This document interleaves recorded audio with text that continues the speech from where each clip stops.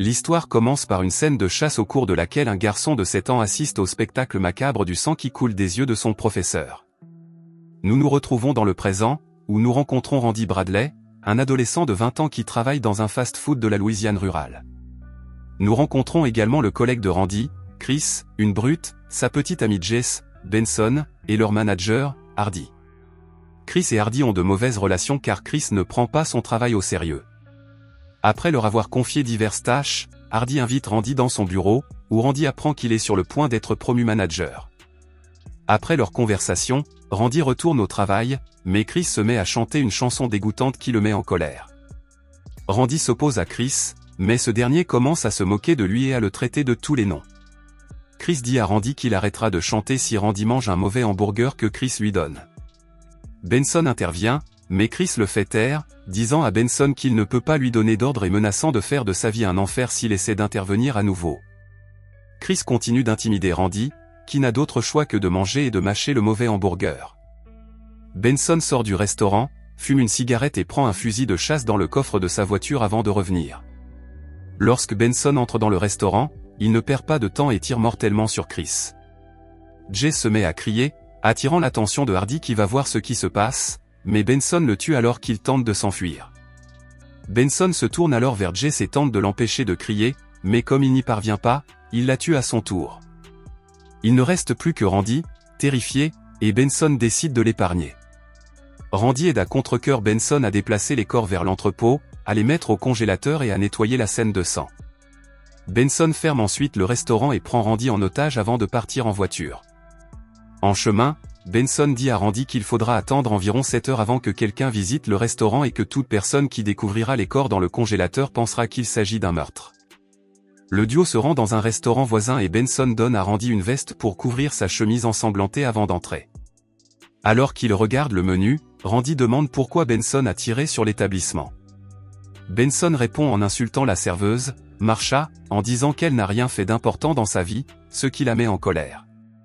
Après le repas, Randy emballe de la nourriture et Benson la porte à la maison de sa mère, qui est malade et passe son temps au lit. Benson lui donne la nourriture que Randy a ramenée du restaurant et quelques cigarettes qu'elle ne cesse de réclamer. Avant d'aller se changer dans la salle de bain, Benson ordonne à Randy de ne rien prendre. Restée seule, la mère de Benson remarque le sang sur la chemise de Randy et lui demande une explication. Randy tente de la convaincre qu'il s'agit de ketchup, mais elle refuse de le croire. Il insiste pour utiliser le téléphone pour passer un appel et, d'abord réticent, Randy prend le téléphone, mais avant qu'il ne puisse le donner, Benson arrive et le coince contre le mur, admonestant Randy. Benson donne à Randy une autre chemise pour qu'il se change et il retourne à sa voiture.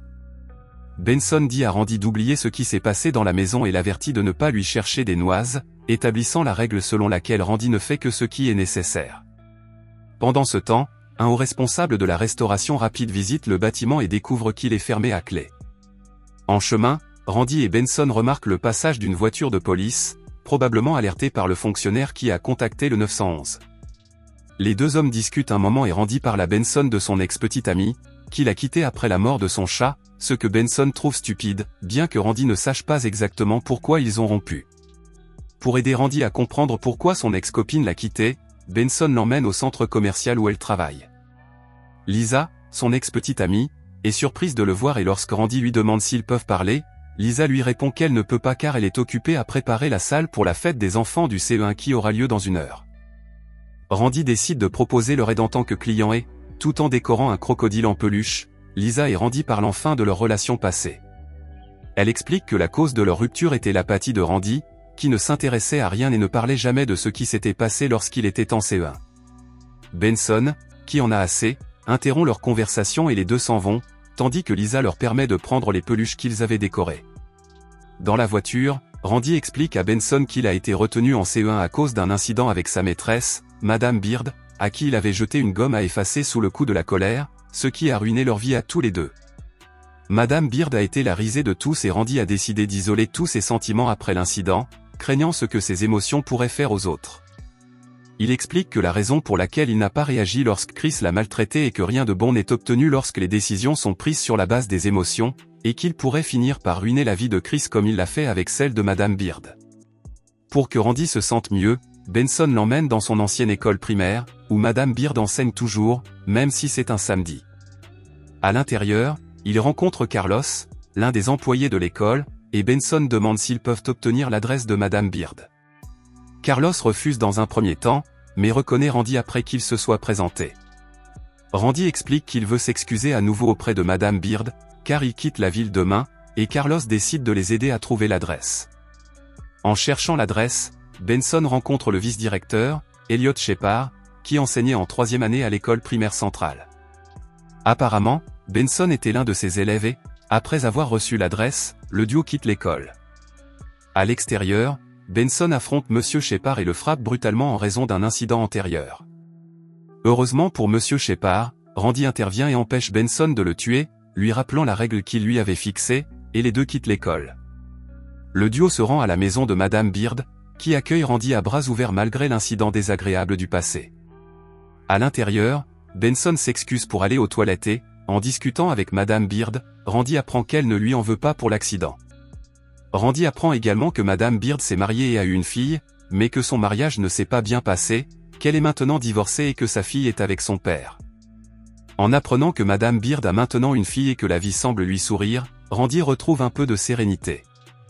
Après que Madame Beard s'est rendue à la cuisine, Randy remarque un téléphone portable dans un bol et le cache discrètement dans sa veste. Lorsque Benson revient de la salle de bain, il décide de partir. Cependant, Madame Beard reçoit un appel téléphonique de Carol, qui l'informe de l'agression du vice-directeur et apprend qu'il est mort peu avant d'être transporté à l'hôpital. Alors que Benson et Randy se trouvent à l'école, Madame Beard demande à Randy s'il est au courant de l'agression, mais Benson intervient et déclare qu'ils ne sont pas au courant.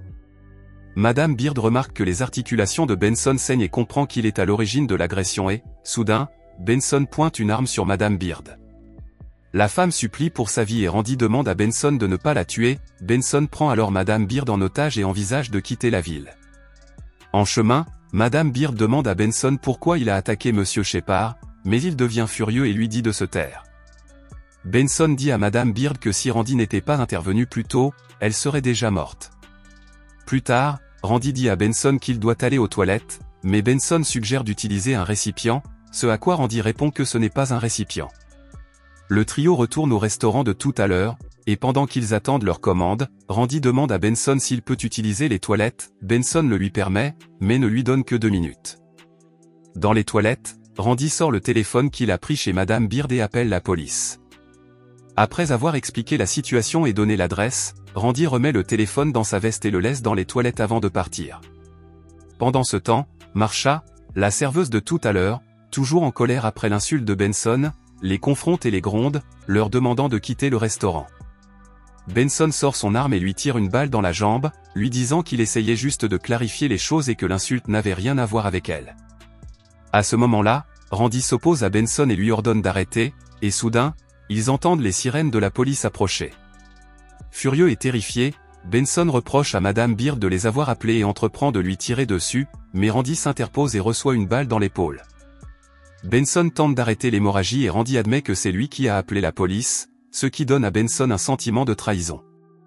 Avant de mourir, Benson raconte à Randy qu'enfant, il rêvait de devenir une girafe. C'est un rappel de la fois où ils sont allés au centre commercial et où Benson a demandé une girafe. La girafe représente quelque chose de plus triste et de plus profond pour Benson. Attristé par la trahison de Randy, Benson sort et pointe son arme sur la police, qui lui tire dessus et le tue sur le champ. Le film se déroule dans un futur proche et Randy a complètement changé de vie. Il garde Tessa, la fille de Madame Beard, et a maintenant des amis. Il ne laisse plus sa mère contrôler sa vie. L'histoire se termine par un aperçu des animaux en peluche que Randy et Benson ont ramenés du centre commercial et qui semblent être un cadeau pour Tessa.